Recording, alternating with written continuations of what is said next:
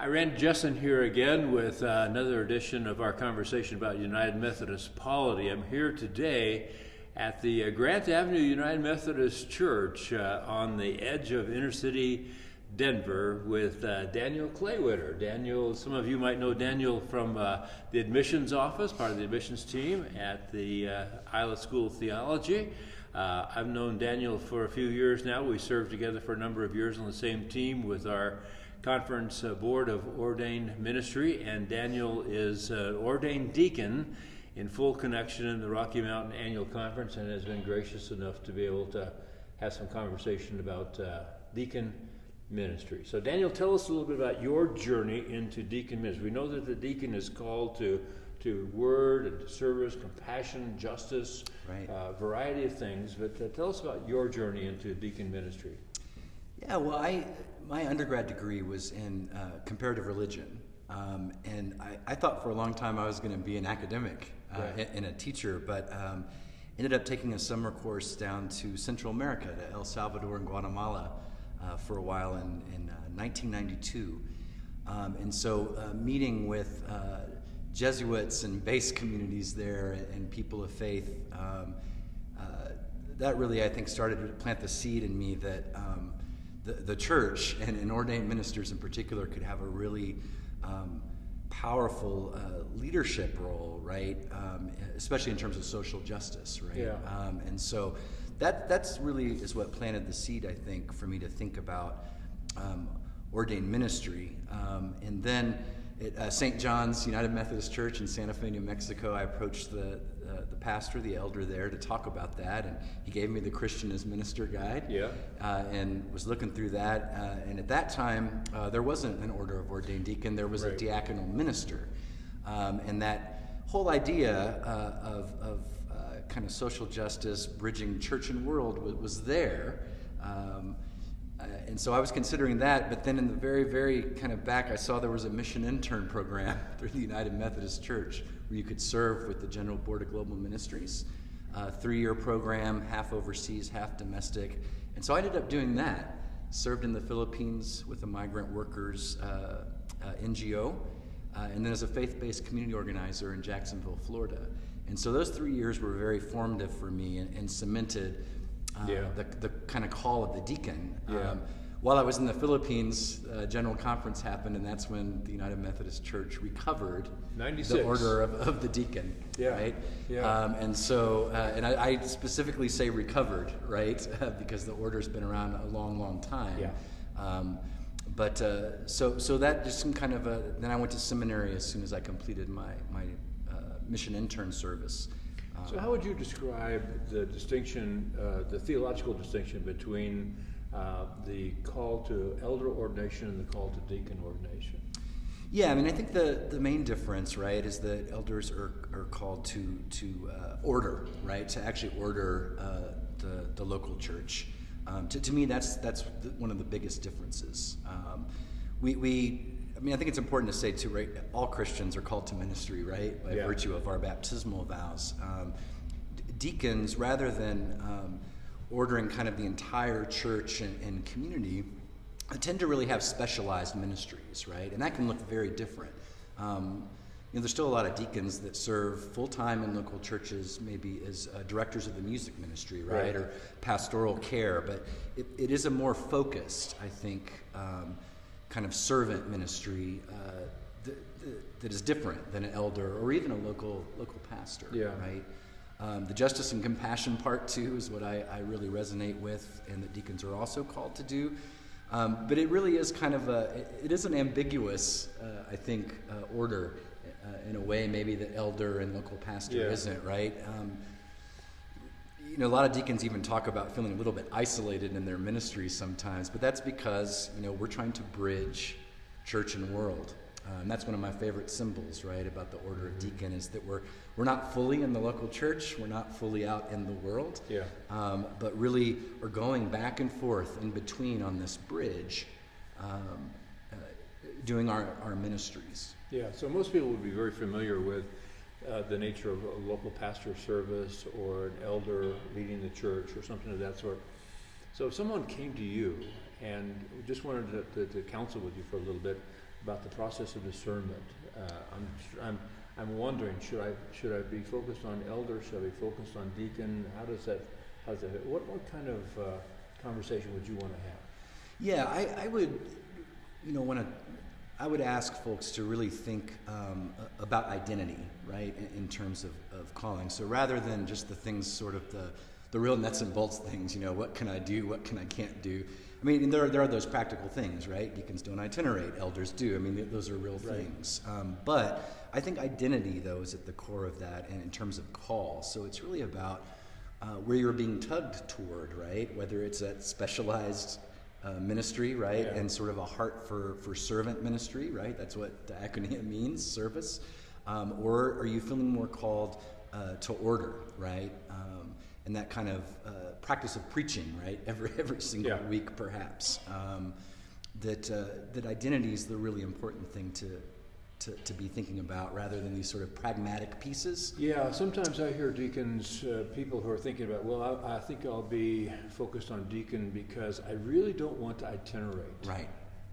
That's really not No. It's really not a qualifying factor. No, it shouldn't be the main thing, right? And then, I served as co-chair of the Order of Deacons, right, for 6.5 years in this conference. And so on my side, what I would hear deacons a lot would struggle with is, I can't preside over the sacrament of communion, right, kind of whenever I want, right?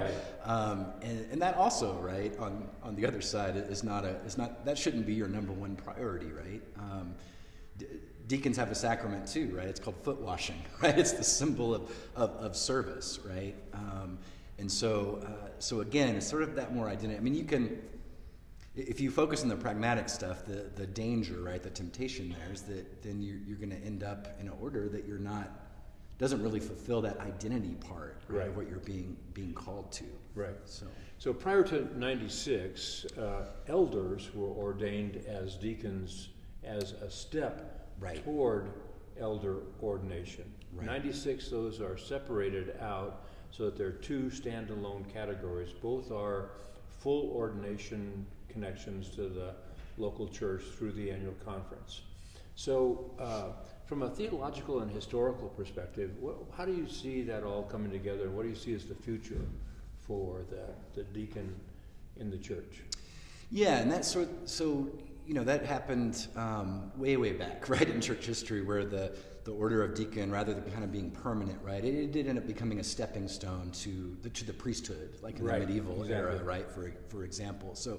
So that was kind of a development over time. In some communions, the Episcopal Church still sometimes, right, priests are often ordained deacon first sometimes, right, or in the Roman Catholic Church, there's a vocational deacons, right, who they'll be ordained deacons and it's permanent, or there's this transitional diaconate for folks who are going on to the priesthood.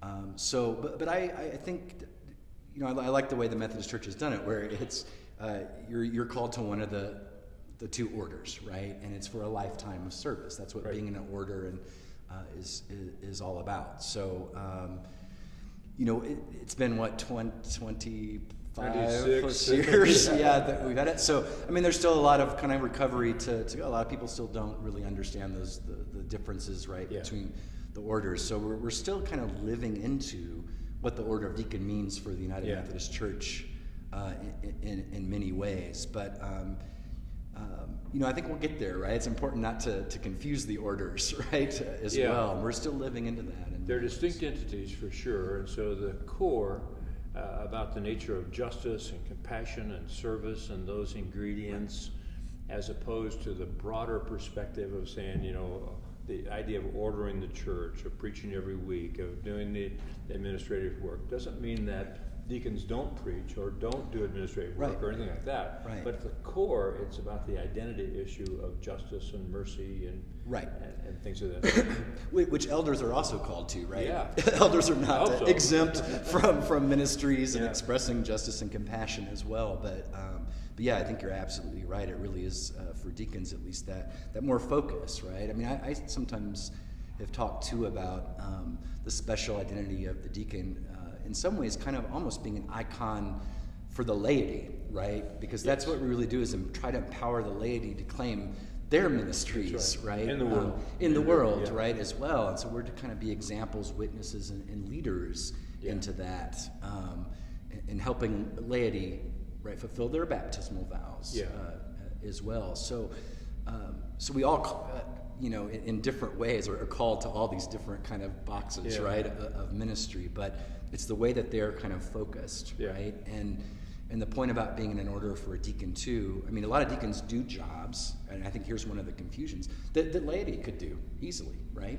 I work in admissions now, right? Yeah, or I worked in worker justice, or youth ministry. Music ministry. You don't have to be ordained. Evangelism or some kind of specialized. Right, but you don't have to be ordained to do that necessarily. But the difference is if you are, then as a deacon, you're not part of a local church. You're part of the annual conference and of an order. So you do represent the church in a different way. That would be the main difference. And it's not a matter of hierarchical ranking, right? It's an organic concept for me. From a historical and theological perspective, what would you recommend people if they wanted to read something, if they wanted to explore deeper, if they wanted to really get a fuller view of the nature of deacon ministry in a specific way? You got any recommendations? Yeah, I mean, Margaret Ann Crane, who was out at Garrett Evangelical Theological Seminary for a while, has written 2 books on deacons in the United Methodist Church. The older book is The Deacon's Heart, or The Heart of a Deacon. And then she has a new one, I think it's The United Methodist Deacon. So those are great places to start. Okay. And then the Diaconate, I think it's called A Full and Equal Order by James Monroe Barnett, I think is the name. He's Episcopalian, but he really approaches it from a historical perspective, right, all the way up to sort of the 4th century, the golden age of the deacon. And that's a very helpful book, particularly theologically and historically, looking at how the diaconate developed in all different traditions. And so that book really gives, I think, somebody who's considering the order of deacon a really, really broad exposure to the whole theology and history of the diaconate. Cool. Well, thank you, Daniel. Great insights, great wisdom. For those of you who are reading, we're reading this section in the Book of Discipline on the ordained ministry. And so you'll be reading sections about the elder, sections about deacon, the idea of local pastor, and you'll get some distinctions about the way those are interlaced together, the commonality that connects them, as also the distinctives that keep them with their own identity. But Daniel's a great resource. And so for those of you you're all connected to the ILF community, so Daniel's a part of the ILF community, the admissions office. He's also a great poet. And so one of my favorite poems, here's my favorite Daniel Claywitter poem is I Want to Go to Narnia.